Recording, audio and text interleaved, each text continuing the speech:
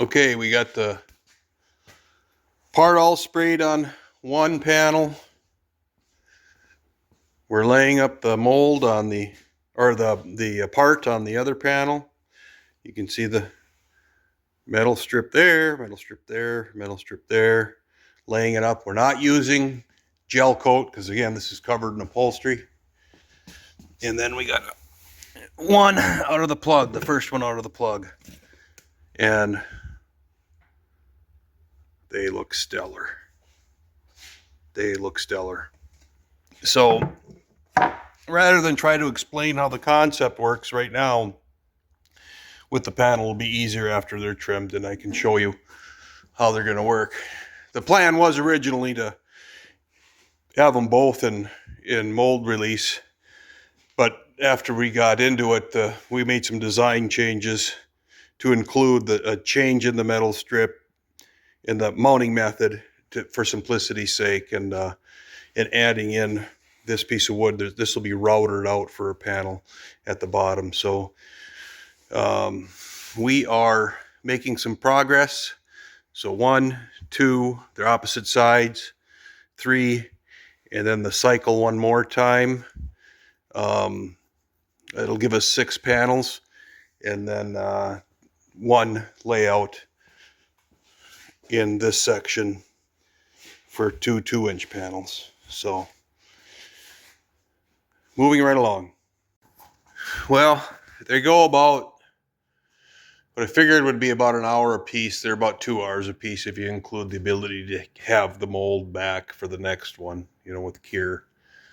So we got that guy in the cure. We got 2 down. So tomorrow morning, halfway there, my son is leaving, so I'll lay up the last 3 tomorrow, starting bright and early. And amazingly, with the gel coat and all that, the molds are not getting abused.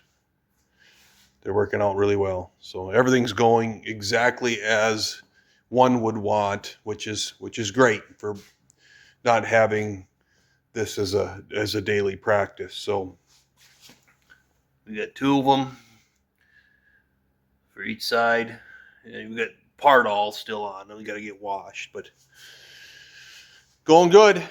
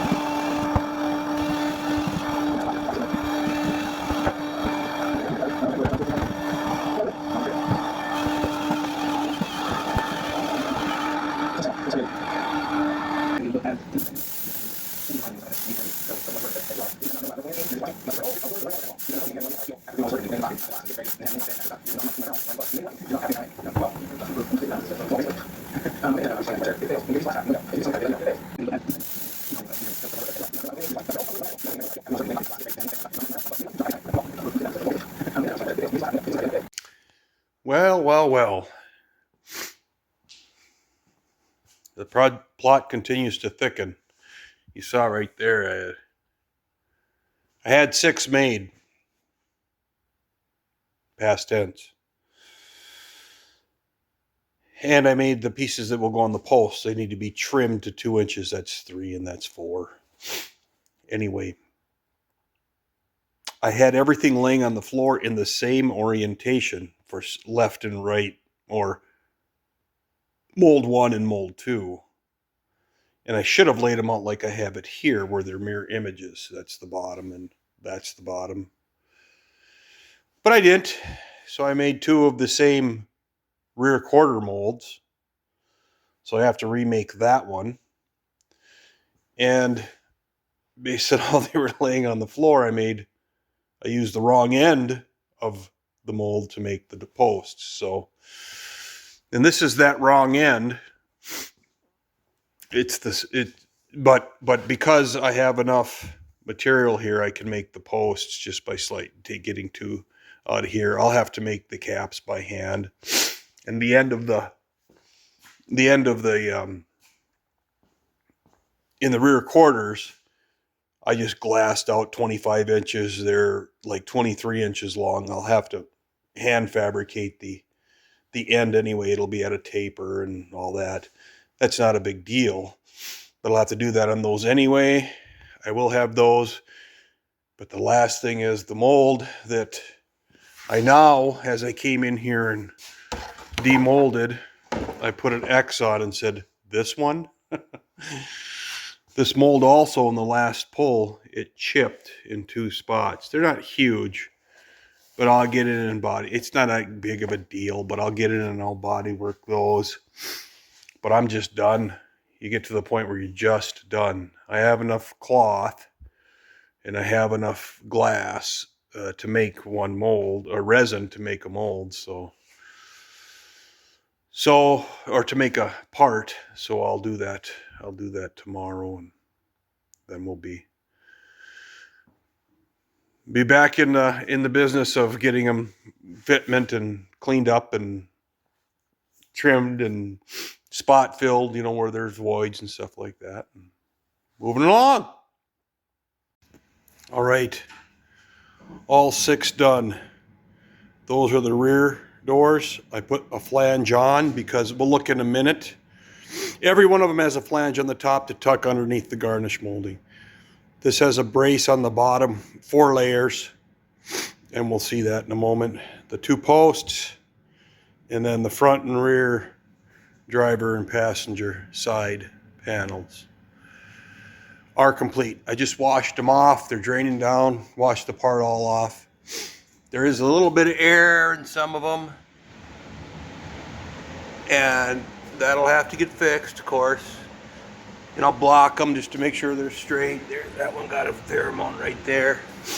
I don't know. It's not that horrible, but of course I want everything nice and the edges crisp and sharp and all that. And for the most part, they are. Yes, they're covered in vinyl, but you don't want to have the vinyl pulling into a air pocket or a crack because a knee hits it or something like that. And then on the inside, while that was curing out, I did finish the trimming out the rear fill panel, or the panel. I just slipped in the garnish molding for the rear window. It looks really good. This camera does kind of a wide angle where it's wider on the right side and narrower on the left. But yeah, it turned out really good. And with regard to those rear panels, so it's just metal frame here under the window and back down like the old wood frame. Originally those windows rolled up and down. They're not. They're going to be fixed in this version. But everything from those 2 bump outs down is a hard panel, just flat. This stuff. the same stuff as is on the back, and so that'll mount. I'll have a mounting surface onto the top and the bottom section. I'll have to deal with how I'm going to go around, you know, to tie that in and stay over the top of the fender well. But judging from the line of sight, that's my light. From the line of sight, you know, we're gonna hit the metal in this region.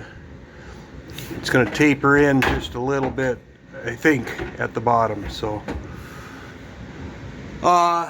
you see a wet line on the top and the bottom of that. I quick sprayed it with ammonia to stick it in again. It does have the shape, but I wanted it to tighten up right there, just snug up a little bit to the panel. Had an 8-inch radius, and that's not a perfect 8-inch radius in there. It's a little tighter in the corner here. It's a little tighter in the corner, so I wanted to just to get it in there to fit perfect. So got that in, got that done. That's just drying out now after I cut it, and I just squirted it and just letting it settle down. That's a wonderful idea. Anyway, so now it's time to trim all those fiberglass pieces and begin getting a look inside inside, lining them all up, and going from there. You know, got to thinking, now that we have scraps and pieces, these were the rear quarter panel needed to be cut off and trimmed to fit in there in those areas.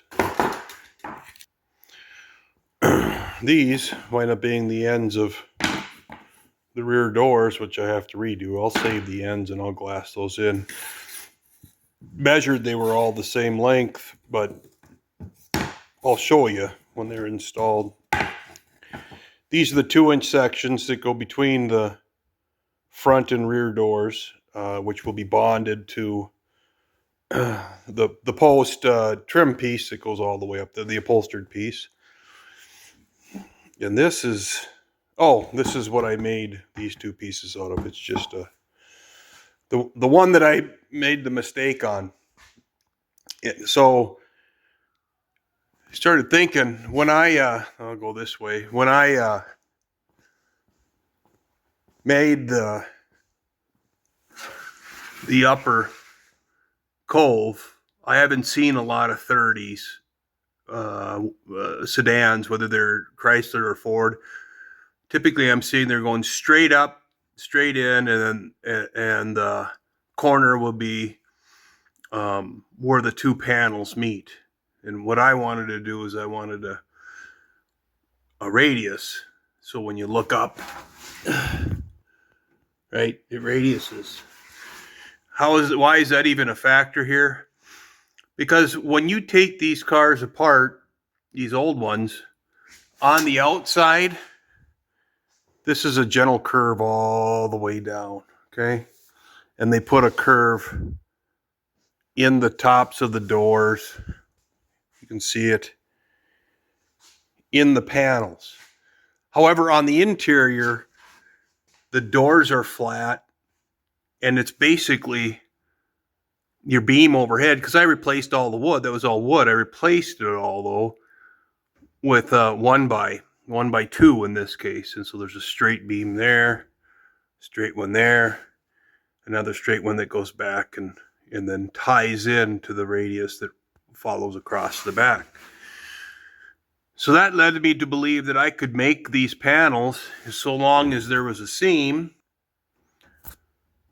right there, and there would be a change of a few degrees and a seam that I don't have that riveted on, but you can see my mark, a Sharpie mark, that's going to be right there. And I'll probably make those separate. There will probably be a seam in the upholstery where this will be one continuous piece. And the reason for it is that panel is so complex that pulling that whole mess out in one shot would be a futile exercise. So with that understood, that's when I started thinking, hey, it's flat on the interior all the way down, so let's make the door panels. And I wanted to tie them into the dash. And that's when I made those eight. Let me get way in there here. So then I made these bottom pieces for the aprons. I brought that bead together, and I wanted that to turn and reuse that space and flow that back into those panels. And there, better shot of it. And so I just made mirror images of those panels. Okay. So, that, and which is the molds, which is the videos you've been watching, if you've been watching, which is everything. So in essence, the flat area, the suicide car. So in the flat area will be this is a shinier one. It's just better to see. Will be the window switch up and down and the door handle. And so if in this case the window switch is on closer toward the rear of that opening and the door handle's in front of it, in the case of this door, the window switch will be farther forward and the door handle behind it. And so there will be two trim panels made that will be mirror images of each other. So you fit that door, that door, that door, and that door, that will be stamped with the appropriate holes and form to accept the door switches and the handles. In the back, it'll be blank, same stamping, but it won't have any other openings, and I'll more than likely mount an armrest back there because the rear seat is actually back here. The driver actually sits in this area. The rear of the seat is back in here. So you technically kind of lean forward to open the door and to operate the window. I'm not going to put the window switch in here because then I would have to run another power feed, or in the case of a window switch, several extra leads through the door. And I don't like wanting all those leads coming through the door. So if anything, that switch would be far back. If I have to do 4 different panels instead of 2, I'll do that, but that's coming. But in any event, they're here, they're in. One thing notable is on the rear, this section of the body is out about 1/4 of an inch from the rest of it. And so in the case of that I'm going to probably radius this whole panel and everything along with it, just kind of gently radius that in so it looks a little more factory or a little more OEM. In the case of the front, they're fine. The panel that will go on there will be flush. It'll just transition. It'll transition for a minor angle, which is just a few degrees, but it'll transition to smooth. Half of that angle will go there, and then split it between the two, so it'll flow really nice. I'm very happy with these. At this point, I just trimmed them up. They need some finish work. I mean, there's air bubbles and stuff like that. So I'll get them blocked out so that when you put the vinyl on, nothing deforms. And then I working with a guy right now who's a woodworker to go in and route a channel underneath that bottom. There's a piece of 3/8 plywood, 3/8 by 3/8 plywood buried in there, and we'll skip that brace and that brace, but we're going to plunge up 1/4 of an inch into there. We won't plunge through the ends. And then the door card, or the flat area panel, which will be the bottom section, will slip up into there and retain it. And then I'll use the standard door anchors, mounts, pins, whatever. In the back, I have probably a little bit of fabrication because I got no support on the bottom. I did have the original one. It was wood. There was a hunk of wood that went across there. And again, these were operating windows, but I'll tie it into that panel. The wheel well will be carpeted, and then the door panel will be upholstered like the rest. So I'm very happy with the results here, and got to move on to the headliner. I'll get the door cards done once the grooves are in those. Get the headliner panel made and get this sucker prepped for upholstery. So thanks for watching, guys.